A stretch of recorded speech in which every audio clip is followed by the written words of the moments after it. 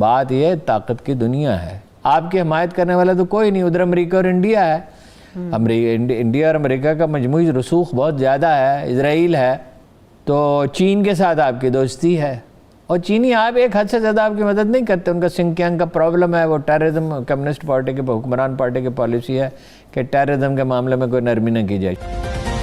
بلا شبہ بہت سی کوششیں کی گئیں، مسلسل کرتے رہے، امید بھی بڑی تھی کہ اب کی بار شاید کوئی بہتری آئے، مگر جہاں کھڑے تھے وہیں کھڑے ہیں، گرے لسٹ میں ہی ہیں ابھی تک۔ دیکھیے نا، بہتری تو اتنی آئی کہ ہم بات ادھر نے کہا 90%، اگر پوائنٹ شمار کریں 27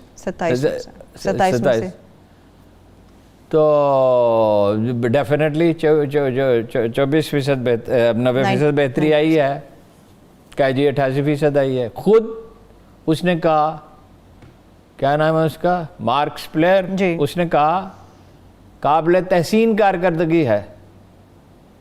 دیکھیں 2-3 اعتراضات ہیں، اس کے باوجود کیوں نہیں ہوا، اس پہ میں آتا ہوں، اس کے باوجود کیوں نہیں ہوا۔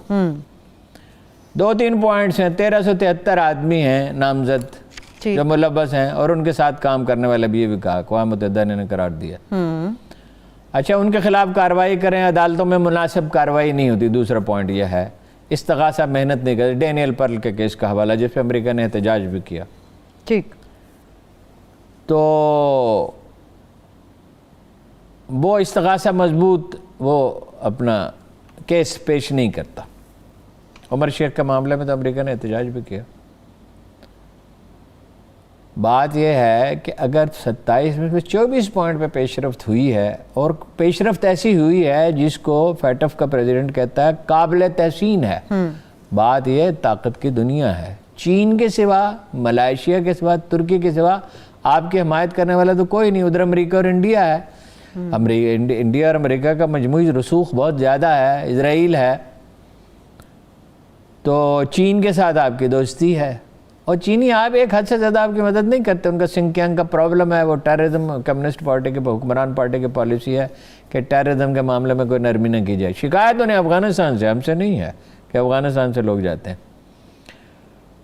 تو پیش رفت ہوئی ہے، یعنی وہ تو چاہتے تھے، انڈیا کی تو ساری گیم یہ تھی کہ بلیک لسٹ میں چلا جائے پاکستان، تو گرے لسٹ میں، لیکن جس انداز، اچھا افغانستان میں اب وہ کہتے ہیں اور پریشرائز کریں، جی، اور پریشرائز پاکستان اب نہیں کر سکتا۔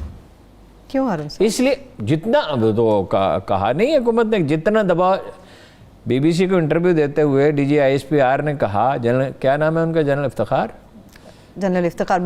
بابر افتخار صاحب نے کہا کہ ہم جتنا دباؤ ڈال سکتے تھے ہم نے ڈال دیا۔ اچھا، ٹھیک ہے، پھر یہ بھی کہا کہ یہ 1990 کا افغانستان نہیں ہے کہ کابل پہ چڑھائی کر دے طالبان، آبویسلی امریکی وہاں اسلحے کے ساتھ بیٹھے ہوئے ہیں، اڈے ہیں بڑے بڑے، وسیع و عریض اڈے ہیں، ان پہ بمبار طیارے ہیں، ابھی ان کے لوگ باقی ہیں وہاں، انٹیلیجنس نیٹ ورک ہے، پیسہ خرچ کر سکتے ہیں۔ اور یہ کہا کہ پاکستان بھی وہ پاکستان نہیں ہے، یہ وہ افغانستان نہیں ہے کہ، اور یہ وہ پاکستان نہیں، اشارہ تو انہوں نے دیا کہ جو کچھ بس میں اور بھی کریں گے، مگر کتنا دباؤ ڈال سکتے ہیں۔ ایک حد سے امریکہ یہ چاہتا ہے کہ بھئی پاکستان اور دباؤ ڈالے، نگران حکومت کی تشکیل بہت مشکل ہے کہ کیسے ہو سکتی ہے۔ جو لوگ افغان معاشرے کو سمجھتے ہیں وہ یہ جانتے ہیں کہ افغان خود ہی بنا سکتے ہیں نگران حکومت، یعنی نہ اشرف غنی ہو، نہ طالبان کا نمائندہ ہو، کوئی غیر جانبدار آدمی ہو، ان کا جرگے کا سٹائل ہے، وہ ایک ڈسکشن کرنے کے لیے بیٹھتے ہیں، ٹھیک، اور اتفاق رائے سے وہ جرگہ تشکیل دیا جاتا ہے، سارے فریق اس میں موجود ہوتے ہیں، ڈسکشن اس وقت تک جاری رہتی ہے جب تک مسئلے کا حل نہیں نکل آتا۔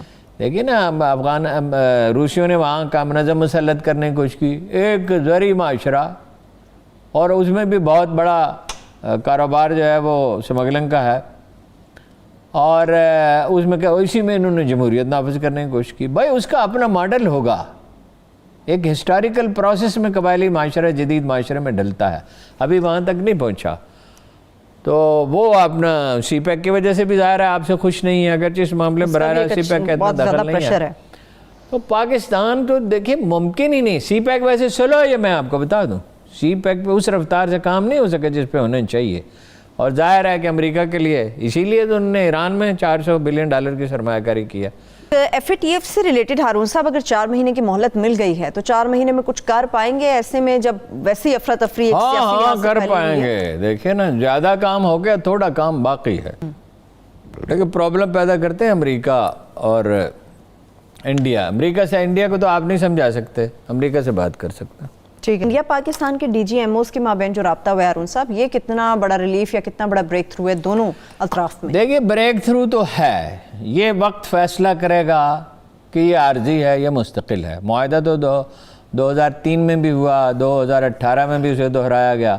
ٹھیک. اب صورتحال یہ ہو گئی تھی, دیکھیے ایک زمانے میں تو وہ یہ کہنے لگے تھے, دماغ میں بڑا خناس پیدا ہو گیا تھا کہ ہم 2 محاذوں پہ لڑ سکتے ہیں اور چین اور پاکستان دونوں کو ہرا سکتے ہیں. ڈیولپمنٹ یہ ہوئی کہ ایک تو چین چڑھ آیا کہ سرحد پہ بلندیوں پہ بیٹھ گیا اور مطلب یہ کچھ بھی نہ کر سکے, حتیٰ کہ بیان بھی جاری نہ کر سکے, جھوٹ بھی بولا کہ انہوں نے ہمارے علاقے کا قبضہ نہیں کیا جبکہ انہوں نے کیا ہوا تھا. پھر ایک ایگریمنٹ ہو گیا. پھر دوسرا یہ ہے کہ پاکستانی اور چینی افواج کا تعاون بڑا ہے. یہ ریئلائزیشن ہوئی اچانک دلی میں کہ ان دونوں فوجوں میں تعاون اتنا بڑھ گیا کہ ہم تو پھنس گئے. یہ تو اگر دونوں مل کے کارروائی کرتے ہیں تو بڑی تباہی آ سکتی ہے. دیکھیں خوف ہی اصل میں مسئلہ ہوتا ہے. کارروائی تو کیا کوئی انڈیا پہ حملہ تو نہیں کرنے جا رہے تھے, وہ تو دیکھیے نا اپنی قوم کو اس نے بہکا لیا تھا اور اتنا زیادہ یعنی جذبات کی آگ بھڑکا دی تھی کہ وہ اس کی وجہ سے مشکل میں پھنسا. ورنہ یہ ہے کہ چینی دیکھیں نا, چینیوں کے مفادات ہیں, گوادر کی بندرگاہ ہے, سی پیک ہے, وہ پاکستان کو خطرے میں نہیں ڈال سکتے. جب انہوں نے محسوس کیا کہ پاکستان کے لیے خطرہ بڑھ رہا ہے پلوامہ والے واقعے کے بعد, تو اب تو سفیر بھی نہیں ہیں, انتہائی نچلی سطح پہ تعلقات ہیں. دیکھیے کس طرح انڈین میڈیا جو ہے اس کا لب و لہجہ ہی بدل گیا کہ جی بات چیت بھی ہو جائے گی اور تعلقات بھی ٹھیک ہو جائیں گے اور یہ بھی ہو جائے گا. تو یہاں سے پاکستان تو فوجیوں کی سطح پہ تو معاملہ ہوا, چین کے ساتھ بھی فوج کی سطح پہ ہوا ہے. ہماری وزارت خارجہ نے کوئی بیان جاری نہیں کیا, لیکن اس سے پتہ چلتا ہے کہ پس پردہ بہت کچھ ہو رہا تھا. بہت کچھ ہو رہا تھا. ٹھیک ہے نا. اب پاکستان کی پوزیشن یہ ہے کہ بھئی کشمیر میں جو اقدامات آپ نے کیے ہیں, اس کو یونین ٹیریٹری ڈکلیئر کیا ہے, وہ واپس لیں, اس کے بغیر نہیں ہو سکتا. اب انہوں نے ایک طرح کا وقتی طور پر ٹائم گین کیا, میں یہ سمجھتا ہوں. دیکھیے وہ تو جشن منا رہے تھے, یہاں ہمارے DGISPR نے کہا کہ اس کو بہت زیادہ اس میں سے ریڈ کرنے کی کوشش نہ کریں.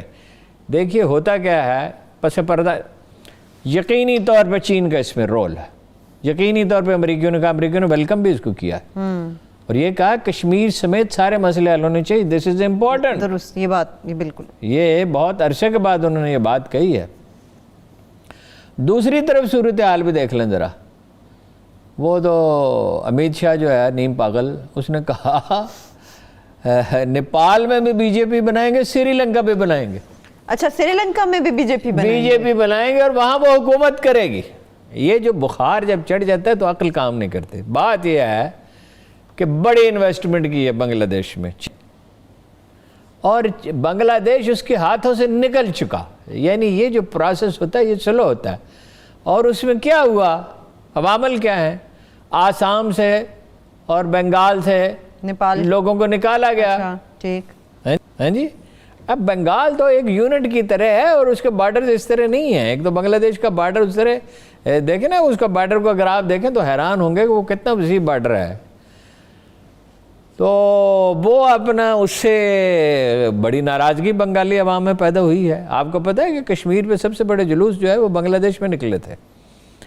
اچھا, وہ اپنا عمران خان سے تو 2 دفعہ بات ہوئی ہے, انڈین سفیر کو وقت ہی نہیں دیا, 4 مہینے وقت نہیں دیا تھا ملاقات کا. اس کے بعد دیا یعنی مجھے پتہ نہیں, 4 مہینے تو گزر گئے تھے, 2 مہینے پہلے جب یہ مانیٹر ہوا تھا. تو بنگلہ دیش اس کے چنگل سے نکل گیا.